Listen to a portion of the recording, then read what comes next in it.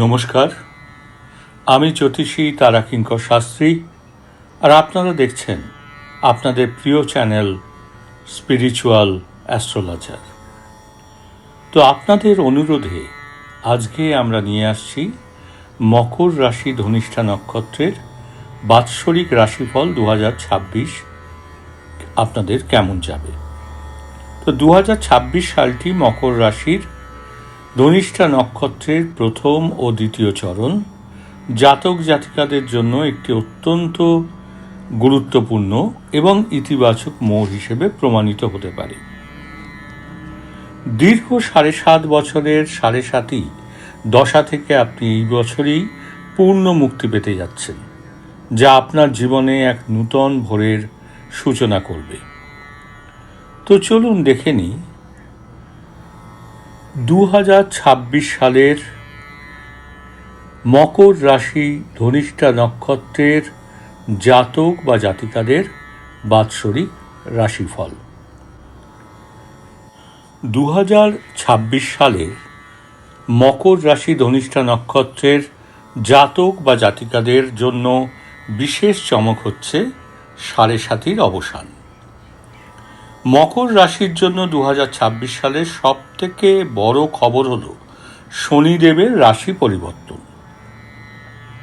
এর ফলে আপনি মানসিক চাপ ও দীর্ঘদিনের বাধা বিপত্তি থেকে মুক্তি পাবেন।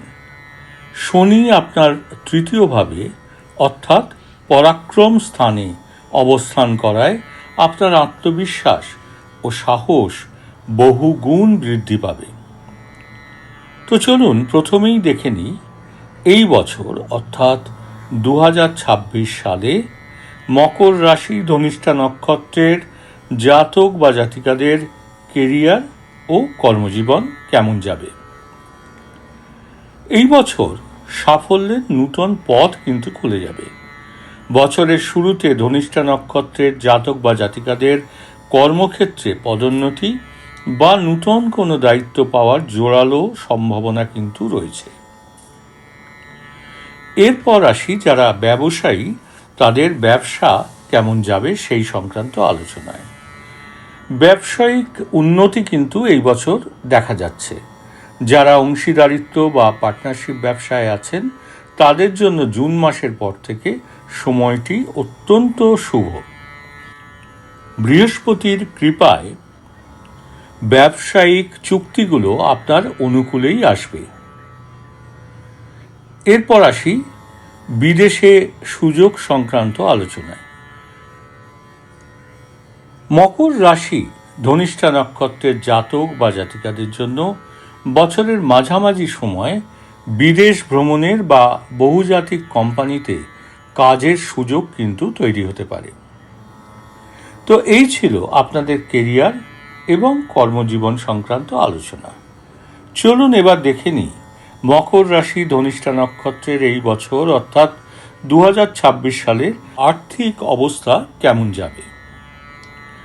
না, প্রথমেই দেখব স্থায়ী সম্পদ আপনাদের এই বছর কেমন হবে। না, 2026 সালে জমি, বাড়ি বা যানবাহন কেনার যোগ কিন্তু রয়েছে। পুরনো আটকে থাকা টাকা ফিরে পাওয়ার সম্ভাবনা কিন্তু প্রবল। আর বিনিয়োগের ব্যাপারে বলতে হয় শেয়ার বাজার বা দীর্ঘমেয়াদী বিনিয়োগের জন্য বছরের শেষার্ধ অর্থাৎ অক্টোবর ডিসেম্বর বেশি ফলপ্রসূ হবে। তবে বছরের শুরুতে রাহু ও মঙ্গলের প্রভাবে কোনো হঠকারী আর্থিক সিদ্ধান্ত আপনারা কিন্তু নেবেন না। এরপর আমরা আলোচনা করব মকর রাশি ধনিষ্ঠা নক্ষত্রের জাতক বা জাতিকাদের প্রেম ও পারিবারিক জীবন নিয়ে। এই বছর অর্থাৎ 2026 সালে সম্পর্কের উন্নতি কিন্তু হবে।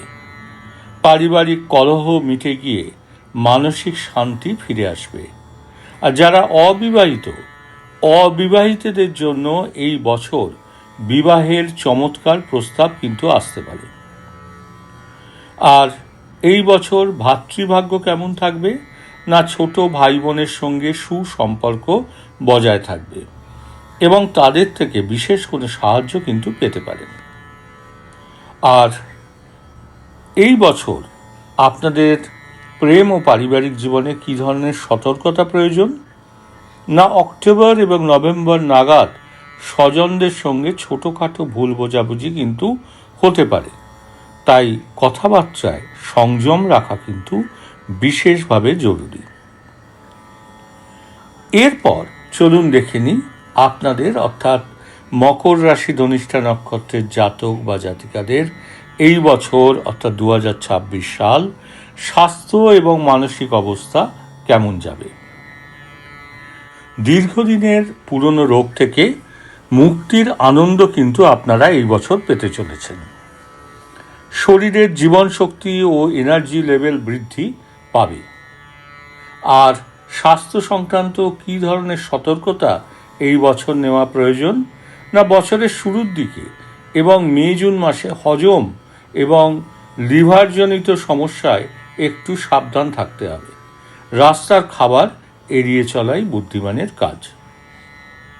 তো এই ছিল আপনাদের এই বছরে অর্থাৎ 2026-এর স্বাস্থ্য ও মানসিক অবস্থা সংক্রান্ত আলোচনা। চলুন এবার দেখে নিই মকর রাশি ধনিষ্ঠা নক্ষত্রের এই বছর অর্থাৎ 2026 সালের বিশেষ পরামর্শ অর্থাৎ রেমিডি কি এবং বিশেষ রং সংখ্যা এগুলি কি। না শুভ রং নীল ও খয়েরি, শুভ সংখ্যা 8 এবং 5। প্রতিকার প্রতি শনিবার দুস্থ ব্যক্তিকে কালো তিল বা খাবার দান করুন, এতে শনিদেবের কৃপা বজায় থাকবে। আবার বলি এই বছর অর্থাৎ 2026 সালে মকর রাশি ধনিষ্ঠা নক্ষত্রের বিশেষ পরামর্শ বা রেমিডিস কি এবং শুভ রং এবং শুভ সংখ্যা এগুলোই বা কি। তো প্রথমেই বলি শুভ রং নীল ও খয়েরি, শুভ সংখ্যা 8 এবং 5 এবং প্রতিকার হচ্ছে প্রতি শনিবার দুস্থ ব্যক্তিকে কালো তিল বা খাবার দান করুন, এতে শনিদেবের কৃপা বজায় থাকবে। তো সংক্ষেপে বলতে হয় 2026 সালটি ধনিষ্ঠা নক্ষত্র জাতক বা জাতিকাদের জন্য প্রাপ্তির বছর। যে কাজগুলি এতদিন আটকে ছিল তা এখন গতি পাবে। আপনার দীর্ঘ ধৈর্য এবার সাফল্যের মুখ কিন্তু দেখবে। তো এই ছিল মকর রাশি ধনিষ্ঠা নক্ষত্রের বাৎসরিক রাশিফল 2026-এর জন্য। তো আপনার রাশি এবং নক্ষত্র যদি মকর রাশি এবং ধনিষ্ঠা নক্ষত্র হয় তাহলে অতি অবশ্যই কমেন্ট করে তা জানাবেন এবং আপনার রাশি এবং নক্ষত্রের সাপেক্ষে আপনারা কী ধরনের আলোচনা চাইছেন তা আপনারা আমাদেরকে জানাতে পারেন। আমরা চেষ্টা করব সেই ধরনের ভিডিও আপনাদের কাছে নিয়ে আসার। আর ভিডিওটি যদি ভালো লাগে তাহলে অতি অবশ্যই লাইক, শেয়ার এবং সাবস্ক্রাইব করতে কিন্তু ভুলবেন না। আর নিচে থাকা বেল আইকনটি অতি অবশ্যই প্রেস করে দেবেন পরবর্তী ভিডিওর নোটিফিকেশন পেতে। তো আজকের মতো এই পর্যন্তই, দেখা হবে পরের ভিডিওতে। নমস্কার, ভালো থাকবেন, সুস্থ থাকবেন। ওম নমঃ শিবায়, ওম নমঃ শিবায়, ওম নমঃ শিবায়।